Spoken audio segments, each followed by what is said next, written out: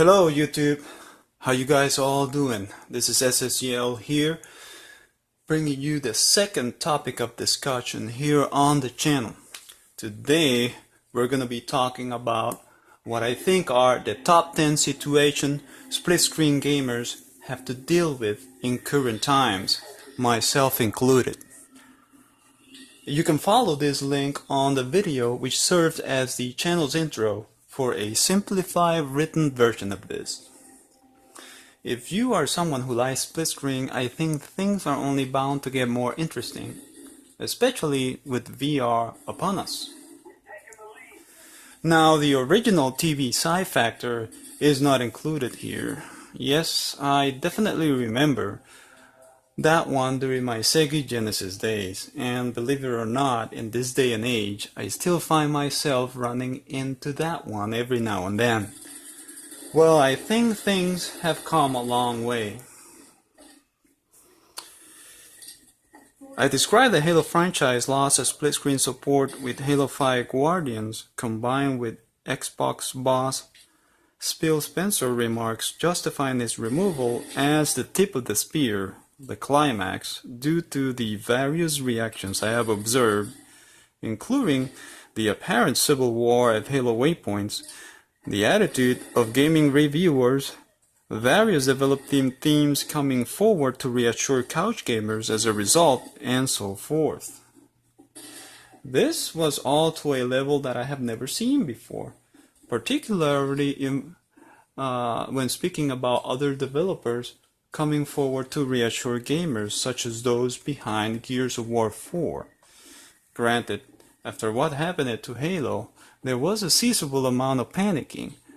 Did that mean that the Gears of War franchise was going to lose its split screen features it always had to? Fortunately, it did not. But anyways, on to the countdown, ladies and gentlemen. At number 10, we have should be confined to party-style games, plus remarks suggesting Xbox and PlayStation owners should pack up and head over to Nintendo instead. This one I have come across every now and then. Well, I guess it's good news for Nintendo. They're one company of the three that has been recognized as the leader of local multiplayer. Now this is nothing new. That has been recognized for quite some time now. And with the Switch, this all appears that such support is going to continue. At number 9, we have, when told, one should be thankful the miracle of 2-player split screen exists when one wonders about 4-player. I think this is another harmless if annoying one. It's a nice try until one figures out it was all about 4 players in the old days. It didn't take a miracle with previous generation consoles hardware to achieve it. At number 8, we have it affects me negatively. Remarks suggesting it causes issues like delays, bugs, frames per second resolution slips, inefficient use of resources, or counters progress in the video gaming field, and the guest ruins everything problem. It gets a bit interesting here. One area here is regarding online split screen, where guests get to play along with people from all over. I always thought of split screen as a local experience pretty much from the start, however. I was pretty surprised Halo had 4-player for online, like offline for instance. I think the approach here is that the implementation of the feature of split screen draws away from other aspects of the game as well as time and resources. It's like an all for me kind of an attitude regarding those who like to play online. Now at number 7, we have arguments suggesting it should be eliminated altogether instead of improved if it doesn't work well enough. Well, this one is pretty much self-explanatory, so on to number 6. We have the hardware factor. Remarks seemingly ignoring the offerings from previous generations plus the optimization techniques developers can utilize for its implementation. There used to be a time when online and offline were moving along together forward, but that harmony has been slowly breaking apart as the focus, the online aspect of things, gets bigger and bigger, while the other gets left behind slowly in the realm of technology and hardware. At number 5, we got the exploitation of split screeners who complain with "I told you so"-like remarks, plus the 60 frames per second / 1080p or bust maneuver. I mean, just like everybody else, split screeners and couch gamers complain. The reasons may be different from those who play online. For example, couch gamers complain about slow frame rates, graphics being downgraded too much, and we all have heard about the black bars. The onliners tend to, on the other hand, tend to deal with a matchmaking balance, lag, connectivity, and hit detections issues, and so forth. Just keep in mind, however, when split screeners and couch gamers complain, some sneaky people out there like to use such aggravations to make their case against split screen. At number 4, we have the people still play split screen question, plus the lack of representation in expos, gaming websites, magazines, commentaries, and in previews reviews. Now, I think this is a big one. I once saw on the Overwatch forums a guy responding to a post about someone asking for split screen to be added. He said that not enough people will use the feature to warrant Blizzard to add it. I say that's why split screen needs to be added in the first place.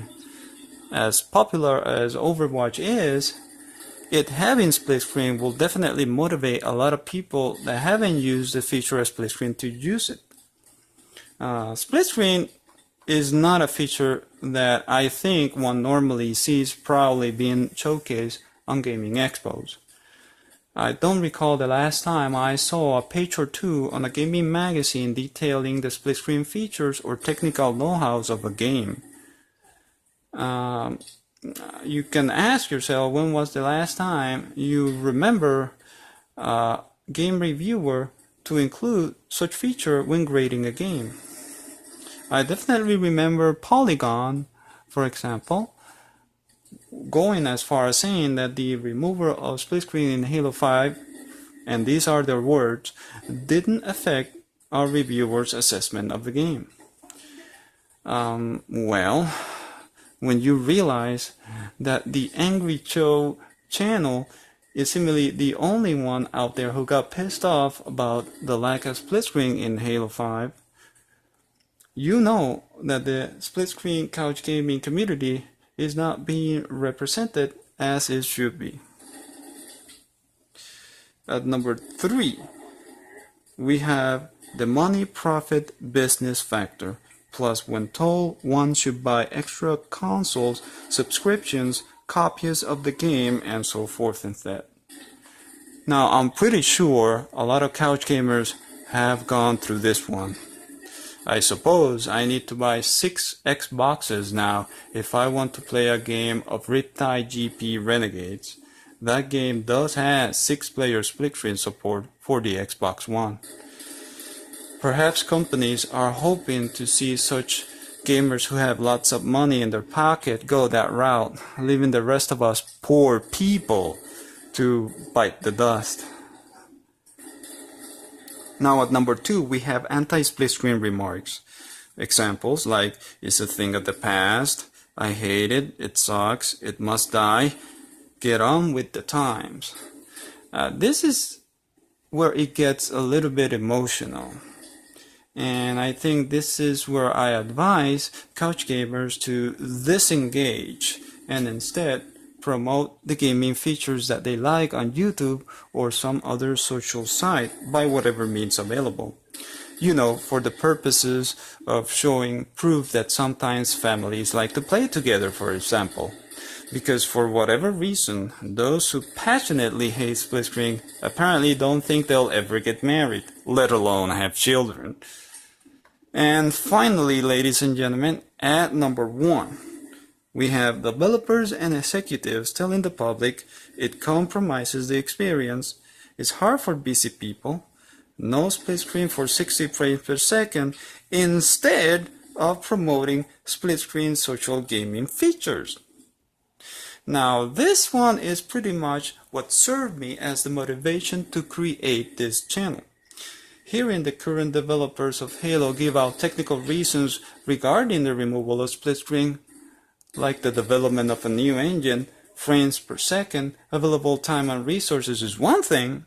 Hearing the Xbox boss himself state non-technical social reasons, like the rather infamous "people are too busy to play split screen" was something else altogether.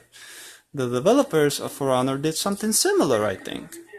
Thankfully, other developers like those behind the Call of Duty Black Ops series and those behind Gears of War 4 stepped forward to reassure couch gamers. I don't think I ever recall seeing something like that before. In the end, I think all gamers should, for the most part if not completely, disengage from arguing those who don't view the feature of split screen favorably, one reason or another. Instead, I think time is spent in a more productive fashion if we all showcase our own split screen and couch gaming gameplays on social sites by whatever means available instead. This for proof purposes and to represent ourselves, the split screen video gaming community, the couch gamers. Thanks for watching this video and happy gaming, everybody. This is SSGL signing out. Enjoy the rest of the Black Ops footage.